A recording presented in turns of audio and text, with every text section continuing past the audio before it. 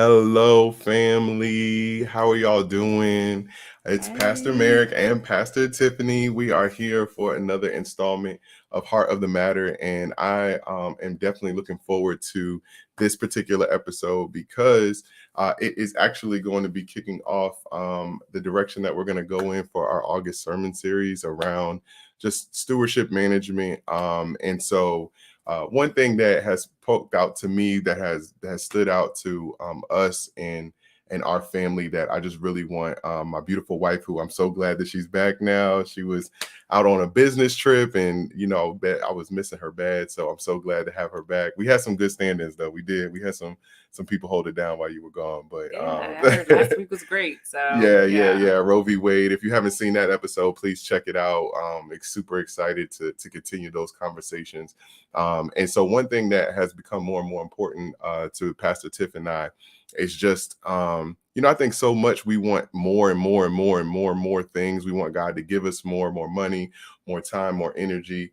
And I think that one of the things that I see as a principle in the Bible, and one thing that Tiff and I, or Pastor Tiff, excuse me, I want to make sure I give you the respect due, have been talking about is just how to manage the things that we already have, right? Like, how do we manage and steward the time that we already have afforded to us? Like, how do we make better use and best use of the money that we already have coming in? Like, how do we, utilize the things that God has already placed in our lap in a way that allows us to get the most out of it?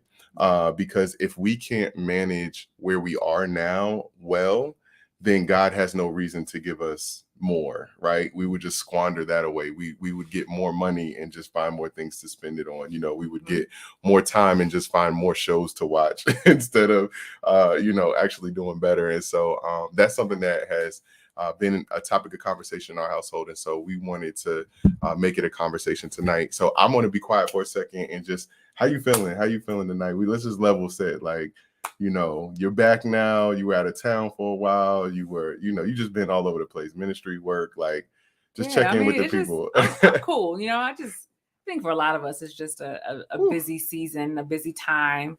Everyone that you know, when I do talk to people, it's crazy. But it's just everyone's just we got a lot going on. It's just I think it's just the season right now. But Right. it's a good season to be in, for everyone who is, involved with something, doing something. So I always rather be doing something than not doing something. Right. Keeps me out of trouble. Right. Yeah. Yeah, no, I feel you.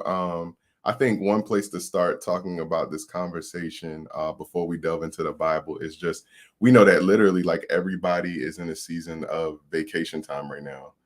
Which maybe we're trying to get there. We're not, we but haven't gotten there yes. yet.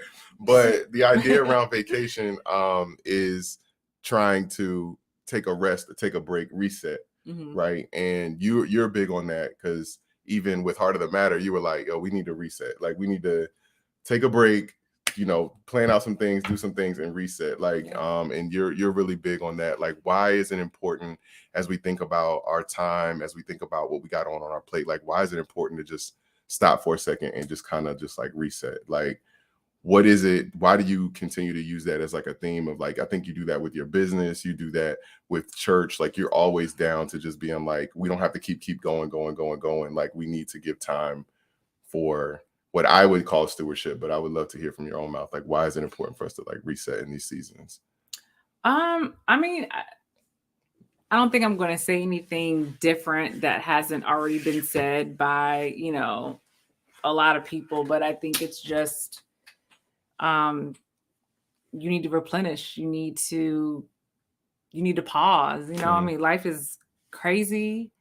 And I just think that it's sometimes we get so caught up in going, which isn't, it's not a bad thing, but I just think everything, as I always talk about, is just having balance. And, sometimes you can be so involved with what's next, what's ahead, that you miss out on what's now and what's in the present. And I think, right, taking time, stepping back from things, saying, hey, okay, I'm going to take this time away. We're going to go on vacation.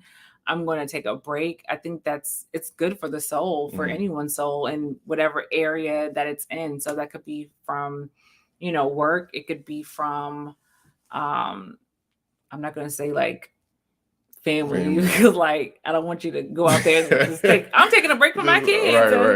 Right. But I mean, within reason, right? You can have like a weekend or like a day to yourself, but but yeah, it helps you to just focus on the now and just being in the present. So you're like, for those who don't know, like I'm like the heady person. Like I'm always head in the clouds, head in a book, and just kind of like pointing out these things. But the thing I love about Tiff is that she's a very practical, put it to use, make it make sense, and apply it to your life person.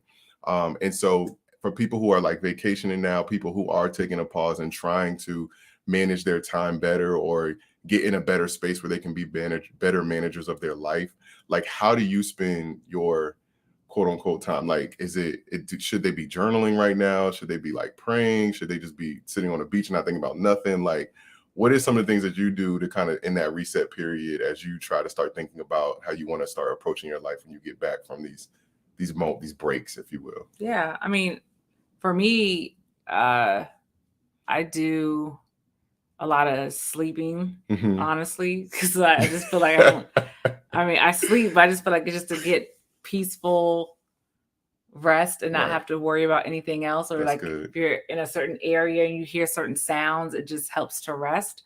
Journaling is cool. Like some people journal. Like I'm not as consistent with my journaling as I want to be, as I'm trying to be, but journaling is great.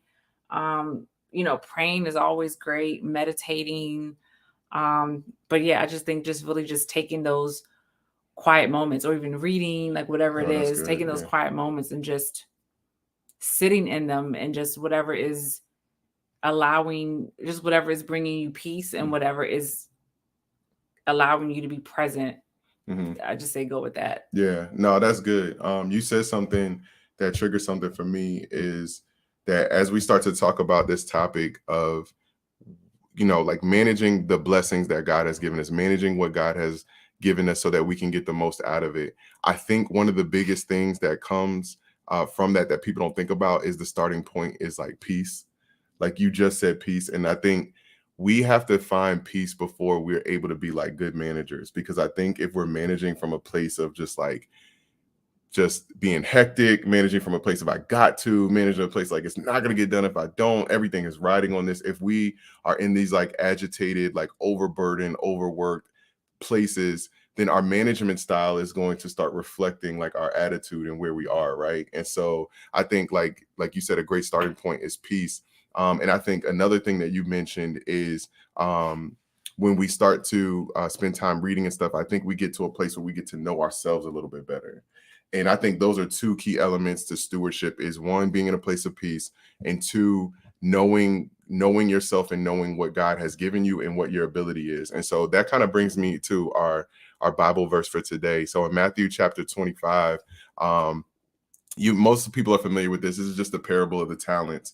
And in this parable, for those who may not be familiar, basically a master, somebody who had servants, was going off on a journey, and he called three of his servants to him. And the Bible says here in verse 14 that for it is as if a man going on a journey summoned his servants and entrusted his property to them. So he's given them something. He blessed them with something. He calls it talents. And to each one he gave. So he gave one 5, one 2, the other he gave 1. And what sticks out to me is that each of them invested or did something with it. The one with 1 talent didn't do anything, and the master got upset when he got back. But what was funny about this is that the master never expresses his expectation for what they should do with it, right? And so if we look at this parable and think around these talents being, what has God given you? Whether it's children, whether it's a spouse, whether it's income, whether it's time, whether it's influence, whether it's some type of gifting, like everything that God has left up to us or given to us, the Bible says that it belongs to him. So it says that the servants, that he entrusted the servants with his property. I think one thing that we think about when we think about stewardship is understanding that it doesn't belong to us. Like when we give our life to Christ, like our time is not our own. Right. Our finances are not our own. Even, and we talk about this, our children are not our own. that they are gifts of God that he has entrusted to us to help raise in the way that he wants his child to be raised. Absolutely. And so I think that that is a great sentiment, but can you just help, like, what are some of the challenges with really trying to understand that what you work so hard for, like your money, your reputation, your career, your children, you go hard for your husband, like all of these things that you have a sense of ownership over, that God is essentially saying, like, it doesn't belong to you and I want you to manage it the way that I have told you to manage it. It sounds great, but what are some of the challenges like with that? Like, what are some of the things that you can even talk about from a personal point of view or just from a pastoral point of view, as far as like what people need to be mindful of when they're trying to navigate this idea that my life is not my own? Yeah. I mean, I think the whole concept is challenging. I mean, not. Does this sound real crazy? But yeah. I mean, not having essentially, I mean, some people might get peace from that. Like, some people might be like, oh, okay, especially the real sold out, churchy. They're like, oh yeah, like whatever God tells me to do, I'm gonna do. Like, I feel like we act like that in church. Like, Yeah. oh, like, yo, use me, Lord, however you want to. I mean, we do, but I feel like we all, even the most sold out, have whatever that means, Yeah, I know. That's a whole nother thing. Yeah, it's a whole nother thing. I just feel like we all have moments where, like, we're not always just like, yeah, like, I'm just whatever you want, God. Like, no, we're not always like that. Yeah. It's a struggle. We battle with our flesh. We have to, because there are things that we want to do and things that feel good to us, things that feels right to us. And it's the timing, like it feels good. So I think just, the submission piece that's it. That's the hard part. So I don't really think it's like a whole bunch of challenges. In my opinion, I think it all kind of pinpoint to just submission. And it can be tough when you have a lot of things pulling at you. And again, you have your own thoughts and ways and, plans for things. And that's just not how God has it lined up for you. And it's just having to trust God and be okay with it, and a lot of times we can trust God. I know I've had moments where I've trusted God, but I'm still not okay with something. And so I think even working through that, like, okay, once you trust him, it's still like learning to accept it and to be okay with it. Wow. Yeah, I think like what you just said, for me, I definitely have had challenges trusting God, not because I don't think that his way works.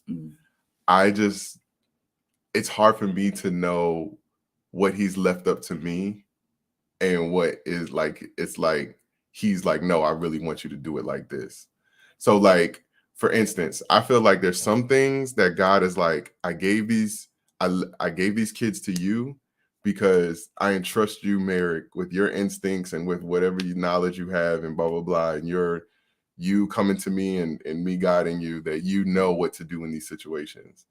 But then at the same time, I still doubt whether or not like I know what to do in these situations. Like, God, is this really what you want me to do? Like, you know what I mean? Like, should I be harder on my kids in this moment? Should I be softer on them? Should I let them watch this? Should I not? Like, is it okay that they're being a little sassy and wearing, like makeup or, getting their little nails polished, or should, like all the things, like there's some traditionalism in there. There's some stuff that like our parents didn't let us do. So we don't know if it's like right or wrong. And like that gray area, it's really hard for me to trust God. Like I really just am like, okay, I'm gonna do me.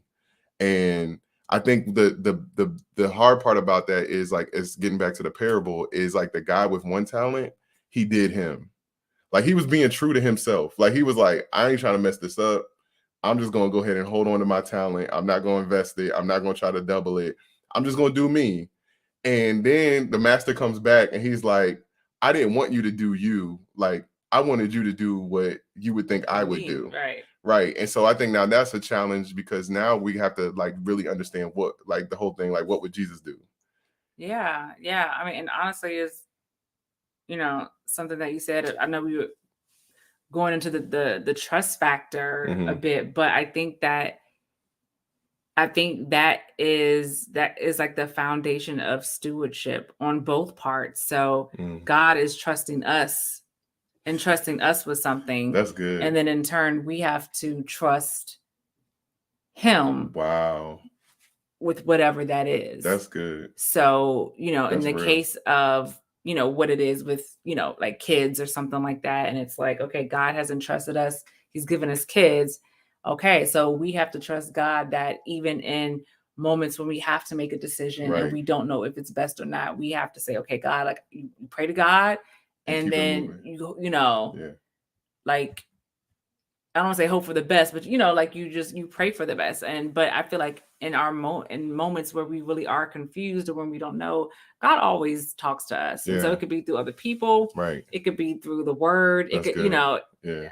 If you see something, hear something, I'm just like, okay, I know that's God. So I feel like, just stewardship in general is just, it's a twofold trust. Thing. No, I never looked at it that way, but you're absolutely right. And I think, at least in my own experience, God has always had a grace for even if I do mess up. Like even grace for the gray. Grace for the gray. That's good. Yeah. Because even when it's like, that wasn't the best move, like whether it's children or money, like messing up money or trying to do something. And it's like, like I feel like there's still grace there. Absolutely. And I struggle with that because in the parable, they don't like the guy who squanders doesn't get grace. It's like, get away from me and go into the lake of fire kind of thing. Like, it doesn't feel like there's grace there. But there's also too, we have to be like realistic with the word. Because a lot of times people take the word like, this is what it said. And this is exactly what happened. I'm like, we don't know what else happened. Right. God, the master could have told that man 15 times. Yeah. Do this, he could have, someone else could have said, hey man, I think one of the other two guys could have been like, hey man, I think you ought to do something with this because no, I'm good. Like, who knows how many times or how many ways like the message came across to him and he just ignored it. Yeah. So, I do feel like God gives us grace. But I mean, if you just not just refusing to just listen or whatever, that's why I think it's like, okay, I never knew you type of thing. But, again, the word can't go. No, I think that what you're kind of saying and how I'm interpreting it is really like the guy wasn't operating out of ignorance. He wasn't operating like it'd be one thing if he didn't know, or it'd be one thing if he was leaning on God and trying to figure it out, which we're talking about. Like I think in the story, the guy was really operating out of fear. I know. And it was like, I'm scared to do anything with what you've given me, right? And to me, like, fear is not an option. I mean, you can be fearful, but God has never used that as a like good enough excuse to not do something. Absolutely. Right. Like, and it's like, okay, so even when we talk about stewarding our blessings now, like I'm scared. Like if you're scared to do anything, normally fear still causes you to make a decision. Right. So you're still doing something, but you're completely outside of the will of God. Because I didn't give it. For one, why are you scared of? Because I gave it to you. It's my like it's mine. God is like, that job you got, I gave it to you. That child you got, that wife you got, that husband you got, that boyfriend you got, wherever you are in life, like I gave it to you. So why are you worried about losing it when you weren't even the source of it anyway? Two, not only that, but I think that we don't get the fullness of stuff that God gives us. Like it's one thing to get a blessing. It's another thing to be blessed by it. And what I mean by that is it's like you can always get something, but you're not going to get the great thing out of that something until you manage it well. Like I give you 24 hours a day. Until you manage it well, you're going to always feel underwhelmed. You're always going to, overwhelmed. You're going to feel like you don't have enough time. You're going to feel like, like life is just beating you down. I give you all air to breathe. You know what I mean? Like, but if you just are squandering it away, you know what I mean? You're not going to live a fulfilled life. And so I think that the challenge for us is to, like, in church, Christians all the time, we practice receiving so much. We're like, throw your hands up. Are you going to receive what God gave you? All of these guys received in this parable. Yeah. The question is, are you going to manage what you receive? Like, that's when you're really blessed by what you got. Versus because some things, and I know I'm kind of rambling, so definitely cut me off. But some things I feel like you could be blessed with a marriage, but if you don't manage it well, it's going to become a burden. Like you could be blessed with children. If you don't manage them well, they're going to be a burden. You could be blessed with money, more problems. If you don't manage it well, it's going to be a burden to you. And so I think I think what God is really calling us to do is, as we take these breaks and stuff, for us to start to think about like, God, I need you to help me, not just give me more, but I need you to help me to manage what I already have. Like, absolutely. I really feel like that's where we are challenged with right now, but that's just my perspective. I don't know, how you feel, or, just talking to either, your girlfriends or whatever, but yeah, I mean, I feel like, I think that's an ongoing,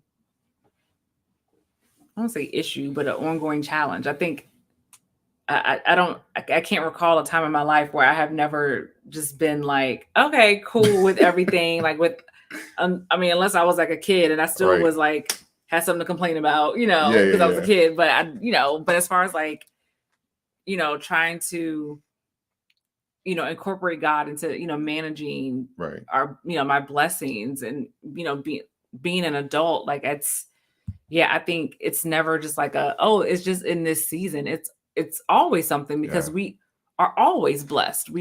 There's always something that God has freely given us, and we have to, manage it and take care of it. Right. I mean, shoot, even salvation, Wow. Like that's something that if there's nothing else we don't have. Right. You don't have nothing else. Yeah.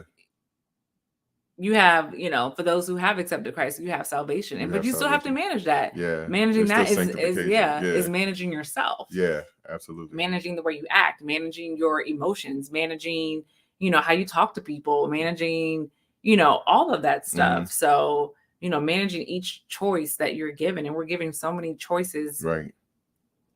Hundreds of choices throughout the day. Right. So it's always something to manage. Yeah, no, I think you said something earlier that really blessed me about this. One is you said submission.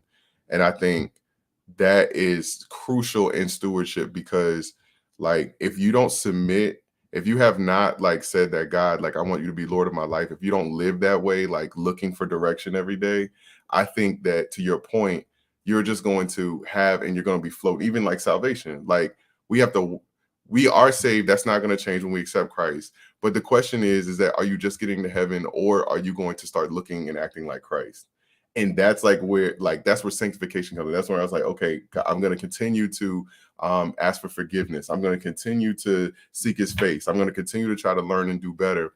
But you're not going to seek God and what you should do unless you have a heart of submission, where it's like, I believe that your way is better than my way. And so often, I think the thing that gets us is that we think that when we earn stuff, we have a sense of ownership around it. And when we have a sense of ownership, that means we try to control it. And when we try to control it, that's when we go down this path of like, you can't tell me what to do with what's mine. And we don't want to admit it, but we really say that to God as well. Absolutely. Like, I know one thing that the church has always had trouble with, and we don't have to get into that right now, but poking and prodding people to get to pay their tithes. If you believe in tithing, if you have adopted that as a principle, church pastors and people who stand up there turn blue in the face trying to get people to get to an understanding of like, this is not your money, this is what God wants you to do with it. But I will say this, where they let off is that they don't teach people how to manage their money in a way. Like, the reason God wants you to give the tithe is because he wants you to manage your money in a way that allows you to tithe. Like, you know what I mean? He doesn't, it's not just like, give me your money and you figure out what to do with the 90. It's like, nah, like, you should be managing your money in a way where you can pay your tithe, just like he had the Sabbath. Like, manage your time in a way where you can rest for a day. Yeah. Instead of working 7 days a week. Yeah. Even going back to that too, with like with the, with some, some churches or whatever, I just think it's also explaining to people how the church is going to manage your tithes. So wow, people that's great. Like, they don't know. It's like, okay, give. Well, why? Where's it going to? I want answers. Right. Like, yes, we got to keep the lights on. Mm-hmm. You see, all this, this rent, we got to pay this rent here. Like, I think really just like being real with people. And breaking it down. We have people on staff. We have to pay their salaries, but they keep the church going, like whatever the case is. But the church being good stewards of their money to show. But it's just, sometimes it's just not a lot of clarity around it. That's and so, like you said, it can come across as being just like, okay. But I just think some people just want to know, like, that's good.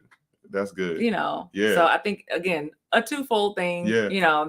showing, like, helping others to manage their money, and then showing like, okay, where's your money going? Yeah. So people can feel comfortable in tithing, and then they can trust. They can trust. And I think, and I know we're closing out, but you just brought up a great point that I just want to highlight, because I think that extends beyond the church. I think children are more willing to become good stewards when they see their parents being good stewards. Absolutely. Like if the church wants their members to be good stewards, the church has to be good stewards. Parents want their children to be good stewards. Even husband and wife relationships. Like when you set when you set a tone, or when you expect something of your spouse, but you're actually living it too, it's easier for that sentiment to translate. Absolutely. As opposed to just being like, steward just up, like, oh, you don't have no time for me. Well, like, you ain't got no time for me. Like, I mean, at the end of the day, people, they, kids, even grown folks, we go by what you do, not really by what you say. That's so good. That's right. We see someone doing something, or we see how, okay, all right, like, all right, you see where these whatever ties or whatever we're talking about, like, you see where this, okay, all right, I can see that. A little, the kids, they see mommy and daddy, taking care of stuff. Okay, then we need to do the same thing. But just take care of your stuff, but mommy and daddy's just like, God, like, and that's what I love about this parable as we close out. Like, I feel like this is what Christ was trying to do. He was trying to model for them and show them through parables, but also through the way that he lived his life. Like, he always set aside time to pray. Like, he was like, I'm going to steward my time in a way where that God is the priority of my life. So I'm going to go over here and pray. Like, as much as I love, healing y'all and being a part of what y'all are doing, like, I'm going to do this. And so I think as we think about stewardship, we're going to, again, we're tackling this month. But as we talk about stewardship, I think the real question starts to become, like, how do I start applying godly principles to managing the things that God has given me, so that I'm not, one, able to give it back to him, because he's always asking for some of it back, your time, your money, your intention, whatever, your love. But then also where I can do more with what I have than actually needing to get more to do what I really want to be able to do with it. And so that's where we are. So my wife came up with a great plan, great point. She was like, we need to, take a small break from Heart of the Matter. It's August. A lot of people on vacation, a lot of people are taking breaks, but as we seek to reset, we want to come back stronger. We want to have, like, revamp some things, some topics, some things like that. So this will be the last Heart of the Matter until the first week in September. Is that what we're aiming for? Okay. Yeah. First week of September. So we hope to, get on some more interviewees, even think about the platform and, the questions and things that we're going to tackle. So definitely be mindful about that. Also, I wanted to mention before we jump that this Sunday, which is the July 31st, fifth Sunday, we will be serving at a women and children's shelter here in Alexandria, Virginia. I don't want to give out the address unless you sign up. So you can sign up by there is a number. Eric, if you could put the number up, I'm just going to give it. So instead of the word excited, just use the word works. So text the word WORKS to 84576. And you will get a form where you can sign up to volunteer. We will be there from 9 a.m. to 1 p.m. Even if you can't stay the whole time and you can only stay an hour or 2 hours, we still want to invite you to participate. We'll be serving lunch. And so we're super excited to connect with them and hopefully make a positive impact in the lives of those who are in a situation where they need to be at this shelter. And then also we will be having our next in-person service on the second Sunday in August. So definitely mark your calendars for that as well. But we are super excited. I'm going to be quiet, see if you have anything to say, Queen, before we say goodbye. No, I'm good. This was good. And yeah, we're just continuing in the work of the Lord. Yeah, absolutely. Absolutely. So steward your time well, steward your money well, be mindful of what God has for you. And he will continue to multiply it just like he did in the parable. That's right. All right. We love y'all. Have a good evening and see you guys in Be September.